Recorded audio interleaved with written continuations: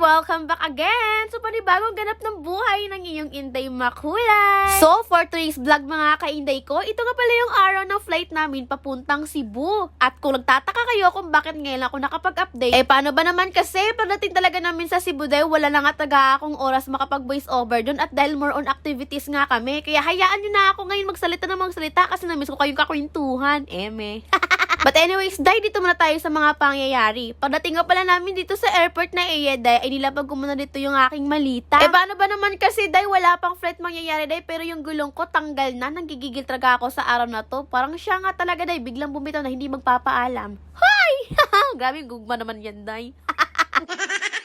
Sobrang excited talaga ako sa biyahe namin ngayon dahil kasi first time ko lang talaga makapunta ng Cebu. Ang dami ko naging kaawat dahil kasi ang dami nagtatanong sa akin, taga Cebu daw ako, taga Cebu daw ako. Sige, kayo na lang talaga mag-ako, kayo na lang mag-ako, sige. Hindi nga kasi taga ako, taga Cebu. Para makabalo ang mga chismos sa mundag ko, Bisaya ako pero hindi ako taga Cebu dahil taga Mindanao ako at Visayas ang Cebu. Okay, taga Zamboanga ako, di ba? Nanggigigil taga ako sa inyo Pero mas lalo talaga ako na-excite dahil nung nalaman ko talaga na pagdating namin dito sa aeroplano, dito ako makakaupo sa may tabing bintana. Hoy, gyatay de, wadyo ko na-inform na kailangan dahil may ka-holding hands kapag lumilipad yung aeroplano. Abay, kung alam ko lang talaga na ganito palang mangyayari, dapat doon lang pala ako tumabay sa gilid ni Chris TV. Diyos ko, paano naman kasi yung isa na sa purgatorio gibutang na, ginoo ko.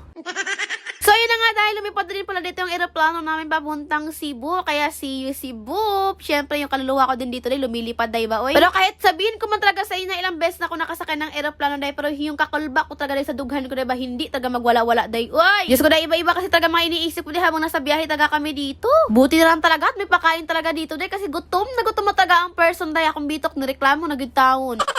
Sa sobrang gutom talaga ng Inday nyo ba, hindi ko na talaga nagawang manampit ni Ate Leia dito dahil kasi gutom na talaga ang person dahil. Basta wag manampit ko dahil tapos mukhaon siya dahil naurot akong pagkaon dahil naluoy yung bata, way mabilin.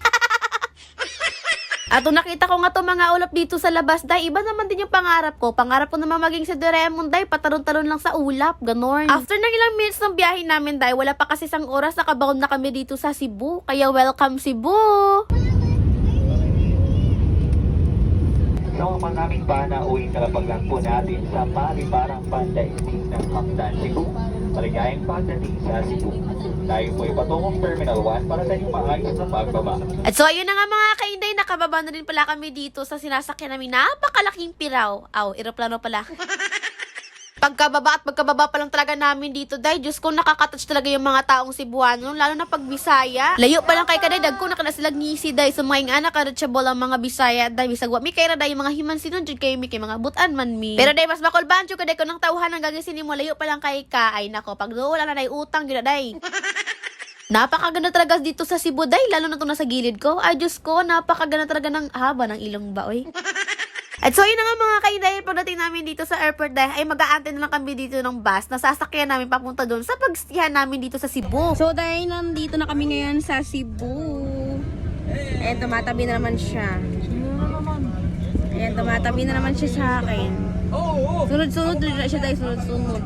Hoy, Diyos ko, dahil nung nakita ko talaga ang view ng Cebu, dahil mapapasabi ka na lang talaga, grabe naman talaga Cebu. Lalo na kapag first time mo talaga dito, ay naku, mapapasabi ka na lang talaga na, grabe Cebu.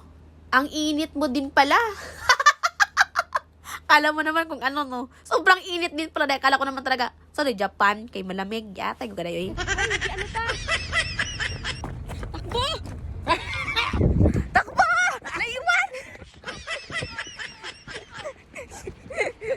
O, diba? Nabiyan ng sakyanan? Mirisi!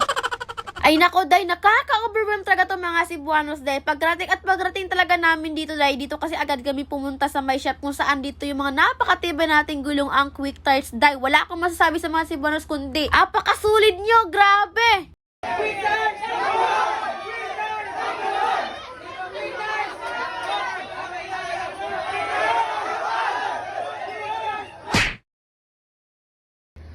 Wait lang, bago nyo matapusin ang video na to, syempre may papakilala muna ako sa inyo. Ang lagi ko nilalaro kung saan dito ako laging kumikita ng extra income. Walang iba kundi ang Philaki! So yun dahil wala pa rin pagbabago, ang lagi ko pa rin nilalaro dito. Walang iba kundi ang Mines. Syempre ang una tayong gagawin sa Mines is mag-bet tayo. Bet tayo ng 500. Ayan, i-bet natin yung 500. And always remember na ang rules dito ay kailangan natin iwasan yung BAM. So, ang lagi kong ginagawa dito, may technique ako dito, pinipili ko lang talaga is 3 para makaiwas na tayo sa BAM. Okay? 1, 2, 3. O, diba? Tingnan nyo. Yung 500 ko nagiging 840. O, diba? Nanalo na tayo. Siyempre, gawin natin i-cash out natin yan, day. Okay, bet ulit tayo. Yung 500 natin, gawin na lang natin ng 1,000 agad ba? 1,000. Ayan, bet natin yung 1,000. 3 pili pa din. 1, 2, 3. Oh my God, Lord! Yung 1,000 ko nagiging 1,680. I-cash out mo yan, day! O, diba? Napakadali talaga manalo, day ba? O, sa mga gustong manalo dyan, o, nasa comment section yung link nito at mag-registered ka na at baka ikaw din ang manalo ng Gcash natin. Ano pa inaantay mo? Mag-registered ka na, be! Let's go!